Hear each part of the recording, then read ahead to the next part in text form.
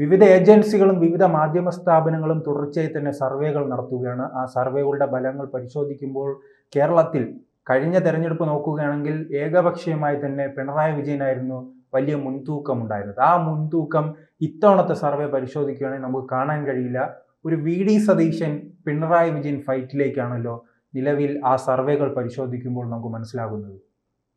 തീർച്ചയായിട്ടും മുമ്പ് ഒരു കാലത്തും ഇല്ലാത്ത രീതിയിലുള്ള ഒരു രാഷ്ട്രീയ വിലയിരുത്തലും സർവേകളുമൊക്കെ ഇപ്രാവശ്യം നടക്കുന്നതിനൊരു കാരണമുണ്ട്. 2 പ്രാവശ്യം മുഖ്യമന്ത്രിയായി പിണറായി 3.0 എന്നുള്ള ഒരു ക്യാമ്പയിനിങ് തന്നെ അവർ നടത്തുകയാണ്. അപ്പോൾ LDFിൻ്റെ മുഖ്യമന്ത്രി ഭരണം കിട്ടുകയാണെങ്കിൽ അദ്ദേഹം തന്നെയാണ് എന്ന് ഉറപ്പിച്ചു. അപ്പോൾ സ്വാഭാവികമായിട്ടും മറുഭാഗം UDFിൻ്റെ മുഖ്യമന്ത്രി ആരായിരിക്കും എന്നുള്ളൊരു സ്വാഭാവിക ചോദ്യമുണ്ടാകും. അപ്പം മുൻകാലങ്ങളിലൊക്കെ ആണെങ്കിൽ 2 മുന്നണിയായാലും ഇലക്ഷൻ കഴിഞ്ഞ് പിന്നെ ഒരു നേതാവിനെ മുഖ്യമന്ത്രിയായി തിരഞ്ഞെടുക്കുകയാണ് പതിവ്. എന്ന് മാത്രമല്ല, കേരം തിങ്ങും കേരള നാട്ടിൽ KR ഗൗരി ഭരിച്ചിടുമെന്ന് പറഞ്ഞ് ജയിച്ചു വന്നിട്ട് KR ഗൗരി വീട് ഭരിച്ചു, നായനാർ കേരളം ഭരിച്ചു. അതേപോലെ 2016 അങ്ങനെ ആയിരുന്നു. 16 ആദ്യമേ സീറ്റ് കൊടുത്തില്ല, പിന്നെ സീറ്റ് കിട്ടിക്കഴിഞ്ഞപ്പോൾ അദ്ദേഹത്തെ മാറ്റി. അപ്പോൾ പണ്ടത്തെ ഒരു രീതി എന്ന് പറയുന്നത് എൻ്റെ ഓർമ്മയിൽ അവസാന ഘട്ടത്തിലാണ് ആ പ്രഖ്യാപനം തന്നെ ഉണ്ടാകുന്നത്. ആണ് അത് ജയിച്ച ശേഷം MLA-മാരുടെ യോഗം കഴിഞ്ഞ് ഇങ്ങനെ കാത്തിരിക്കുകയാണ്. അതെ, പോളിറ്റ് ബ്യൂറോ ഒരു തീരുമാനത്തിന്. അതായത് 2011 തെരഞ്ഞെടുപ്പിൽ ശ്രീ ഉമ്മൻചാണ്ടി മുഖ്യമന്ത്രിയാകുന്ന സമയത്ത് തന്നെ ഒരു പക്ഷേ അച്യുതാനന്ദൻ വീണ്ടും മുഖ്യമന്ത്രി ആയേക്കും എന്നുള്ളൊരു കണക്കുകൂട്ടൽ ഉണ്ടായിരുന്നു. അതിനെ ഒരു പരിധിവരെ അട്ടിമറിച്ചതാണ് എന്ന് കൃത്യമായി പലരും വിലയിരുത്തിയിട്ടുണ്ട്. സീറ്റുകൾ ചൂണ്ടിക്കാട്ടി ജയിച്ച സ്ഥാനാർത്ഥി പോലും ഞാൻ ജയിച്ചത് എങ്ങനെയാണെന്ന് വരെ പറഞ്ഞത് നമ്മൾ കണ്ടു. പിന്നീട് പിരപ്പങ്കോട് മുരളി XMLA ഒക്കെ ചില തുറന്നു പറച്ചിലുകളുമൊക്കെ നടത്തി. അപ്പോൾ അതുകൊണ്ട് കോൺഗ്രസിനകത്ത് നേരത്തെ കൂട്ടി മുഖ്യമന്ത്രിയെ നിശ്ചയിക്കുന്ന പരിപാടിയേ ഇല്ല. അത് പണ്ടു തൊട്ടേ അങ്ങനെയില്ല.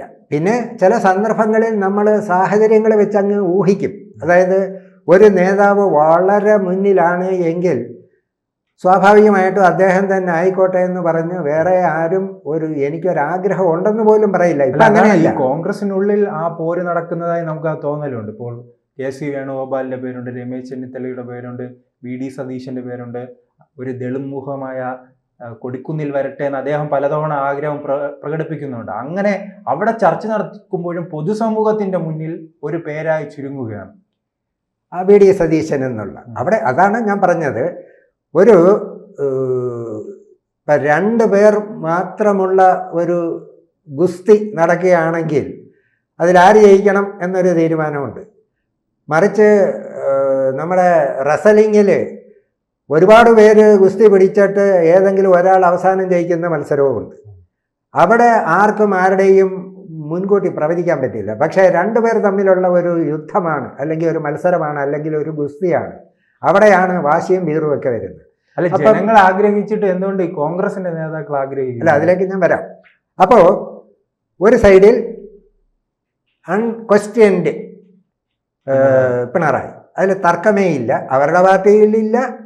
ഇനി മാധ്യമങ്ങളും എല്ലാവരും അതങ്ങനെ തന്നെ കാണുകയാണ്.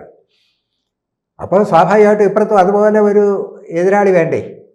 ആ എതിരാളിയായിട്ട് ഇപ്പോൾ ചൂണ്ടിക്കാണിക്കാൻ കഴിയുന്നതും നമ്മളുടെ രാഷ്ട്രീയ വിശകലനം നടത്തിയാൽ കോൺഗ്രസിൽ കണ്ടുവരുന്നതും പ്രതിപക്ഷ നേതാവ് മുഖ്യമന്ത്രിയാകുക എന്നുള്ളത് എത്രയോ നാളുകൊണ്ടുള്ള ഒരു കീഴ്വഴക്കമാണ്.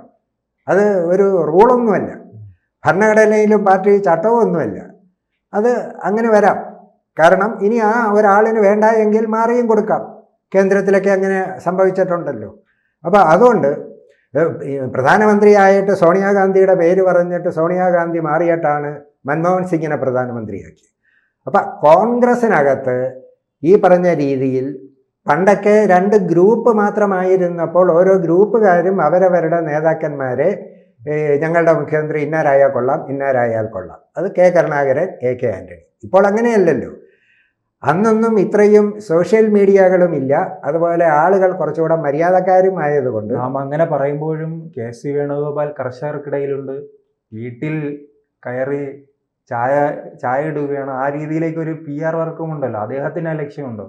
അല്ല, അതിനെ നമ്മൾക്ക് PR വർക്കെന്ന് പറയാൻ പറ്റില്ല. കാരണം അദ്ദേഹം ഇപ്പോൾ ഓൾറെഡി കോൺഗ്രസിൻ്റെ അഖിലേന്ത്യാ ജനറൽ സെക്രട്ടറിയാണ്. സംഘടനാ ചുമതലയുള്ള വലിയ ഒരു പദവിയാണ്. ഇന്നുവരെ കേരളത്തിൽ വേറെ ഒരു മലയാളിക്ക് കിട്ടിയിട്ടില്ല.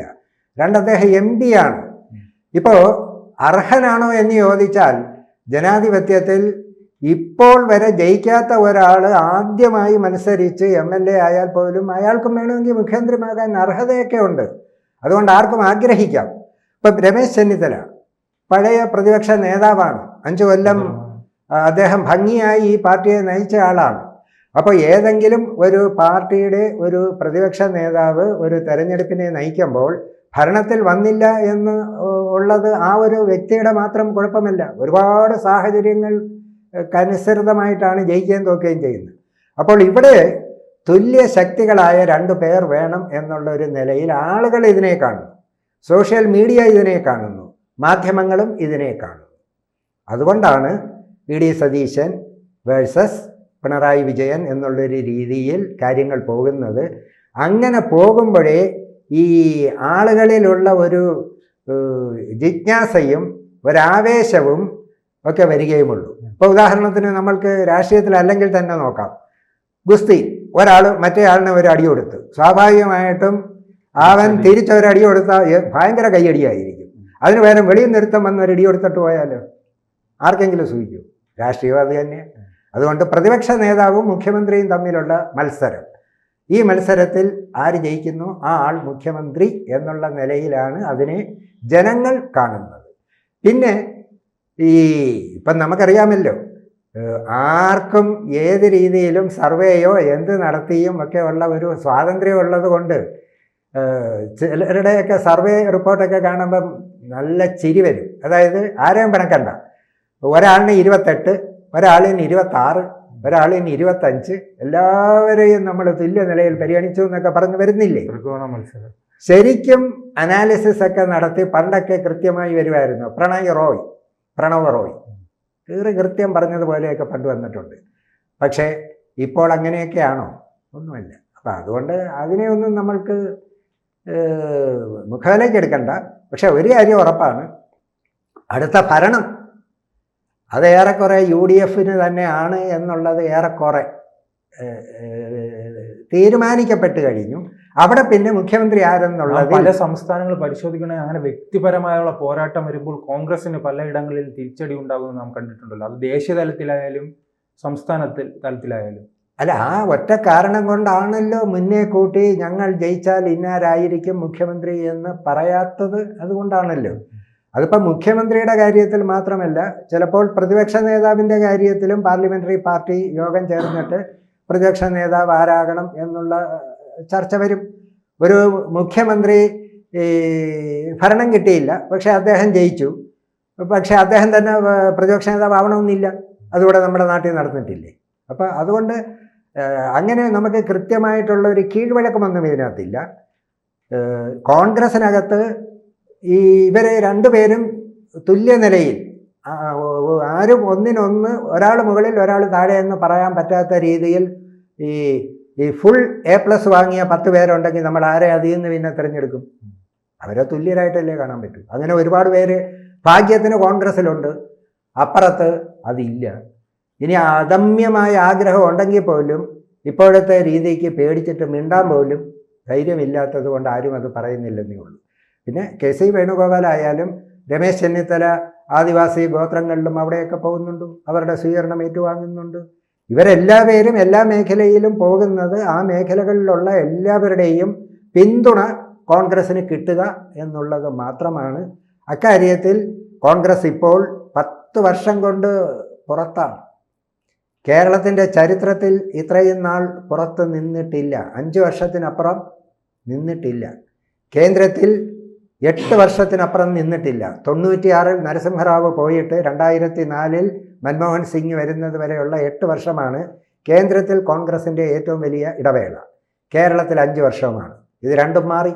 കേന്ദ്രത്തിൽ 12 അത് അങ്ങ് വരെ പോയാൽ 15 കേരളത്തിൽ 10 അതുകൊണ്ട് കോൺഗ്രസ് ഒന്നിച്ച് നിൽക്കുക എന്നുള്ളത് എല്ലാവരുടെയും ആവശ്യവും ആഗ്രഹമായതുകൊണ്ട് എല്ലാവരും അവരവരുടേതായ രീതിയിൽ അത് പാലിക്കുന്നുണ്ട്. പിന്നെ ഒറ്റപ്പെട്ട എവിടെയെങ്കിലും എന്തെങ്കിലും ഒരു ചെറിയ വിഷയം കിട്ടിയാൽ പോലും അതിനെ ഗ്രൂപ്പാക്കിയും ഇതേപോലെയുള്ള പ്രചരണം നടക്കുന്നതേ ഉള്ളൂ. ഒറ്റക്കെട്ടായിട്ടാണ് മുന്നോട്ട് പോകുന്നത്.